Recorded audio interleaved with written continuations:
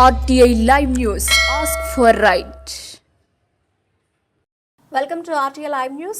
నారాయణఖేడ్ నియోజకవర్గంలోని గురుకుల హాస్టళ్లలో పిల్లలకు పెడుతున్న భోజనంలో పురుగులు మరియు నాణ్యత రహితంగా పెట్టడం వల్ల హాస్టల్లో ఫుడ్ పాయిజన్ అయ్యి పిల్లలు అనారోగ్యానికి గురికావడం కాకుండా చాలా మంది మృత్యువాత పడుతున్నారు. దీనికి నిరసిస్తూ నారాయణఖేడ్ మాజీ శాసనసభ్యులు మహారెడ్డి భూపాల్ రెడ్డి నారాయణఖేడ్లోని గురుకుల పాఠశాలను సందర్శించడానికి వెళితే అక్కడికి వెళ్లకుండా ఈ కాంగ్రెస్ ప్రభుత్వం పోలీసులతో అక్రమంగా అరెస్ట్ చేయించి నారాయణఖేడ్లోని పోలీస్ స్టేషన్కు తరలించారు.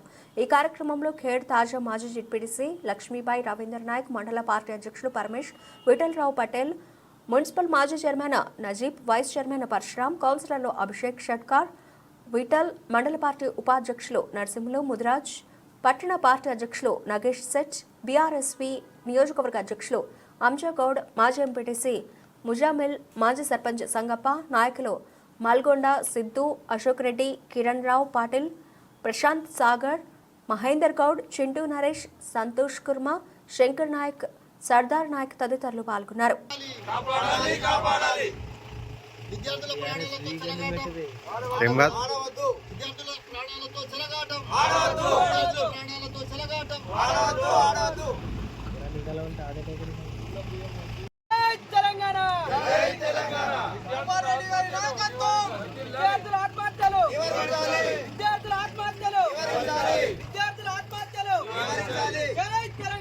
చేయలేమనరా భయ్ సిగ్నల్ ఇస్తుంటే అప్పుడు సార్ అంటే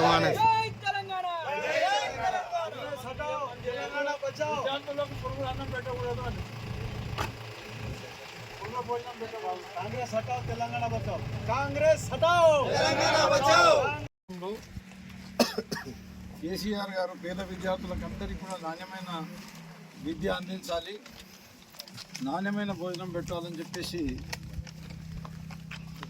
సుమారుగా 1000 గురుకుల పాఠశాలలు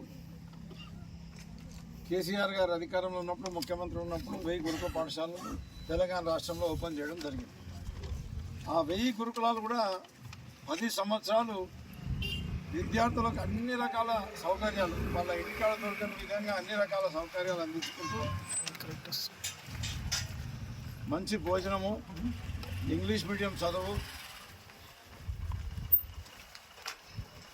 మరి కాస్మెటిక్ ఛార్జెస్ అవి ఇవి అన్నీ సక్రమంగా ఇచ్చుకుంటూ ఎంతోమంది విద్యార్థులు, ఆ తర్వాత చదువుకున్న విద్యార్థులు అందరూ కూడా ఈరోజు ఎంబీబీఎస్లు, ఇంజనీర్లు, ఇట్లా రకరకాల మంచి పొజిషన్లలో చదువుకుంటున్నారు. ఈ కాంగ్రెస్ ప్రభుత్వం అధికారంలోకి రాగానే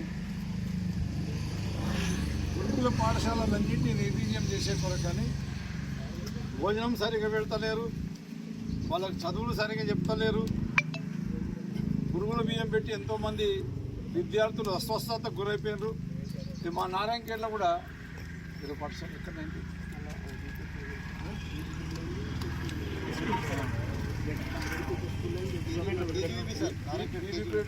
బీబీపేట గ్రామంలో మధ్యాహ్నం భోజనంలో కూడా అట్లా జరిగింది.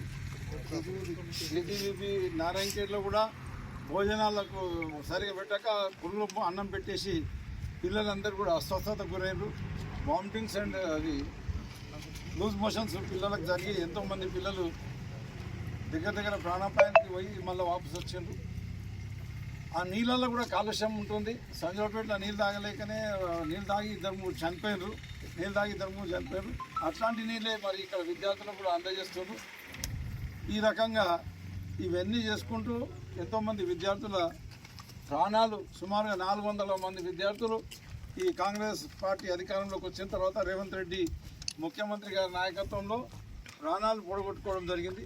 ఇప్పటికైనా కాంగ్రెస్ పార్టీ వాళ్ళ బుద్ధి మార్చుకొని ఈ గురుకులాలన్నీ కూడా ఏవైతే కేసీఆర్ గారి ఆనవాళ్ళు తోడిపేద్దామని అనుకుంటున్నారో అవి కేసీఆర్ గారి ఆనవాళ్ళు కావు, కేసీఆర్ గారి పునాది రాళ్ళు. ఎందుకంటే పేద పిల్లలు కూడా మంచిగా చదువుకొని బాగుపడాలని చెప్పేసి ఆయన వేసిన పునాది రాళ్ళు.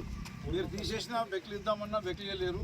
మీరు వచ్చిన తర్వాత అయితే గురుకులాలు పెట్టలేరు, మీరు అధికారం ఉన్నప్పుడు గురుకులాలు పెట్టలేదు.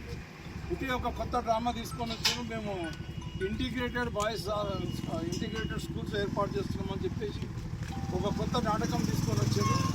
ఆ ఇంటిగ్రేటెడ్ స్కూల్స్ వచ్చేసి 2500 మంది విద్యార్థులను పెడతామంటున్నారు. 2500 మంది విద్యార్థులు మీరు ఎప్పుడు బిల్డింగ్ కట్టిస్తారు, ఎప్పుడు అకాడమిక్ ఇయర్ స్టార్ట్ చేస్తారు, ఇవన్నీ కూడా ఖచ్చితంగా చెప్పలేని పరిస్థితుల్లో ఒకే అబద్ధం మాటలు మాట్లాడుకొని అధికారంలోకి వచ్చి ఇప్పుడు కూడా అబద్ధాలు చెప్పి దాటిపోదామని చెప్పేసి ఈ గురుకులాలను మూసేద్దామని చెప్పేసి ఈ కాంగ్రెస్ ప్రయత్నం చేస్తుంది. కానీ మేము పెద్ద ఎత్తున ఉద్యమాలు చేసి ఈ గురుకులాలని కాపాడి పేద విద్యార్థులకు చదువు చెప్పే కొరకని మేము పేదవాళ్ళకు అండదండంగా ఉంటాము, విద్యార్థులకు కూడా అండదండంగా ఉంటామని చెప్పేసి టీఆర్ఎస్ పార్టీ తరఫున మేము తెలియజేస్తున్నాము.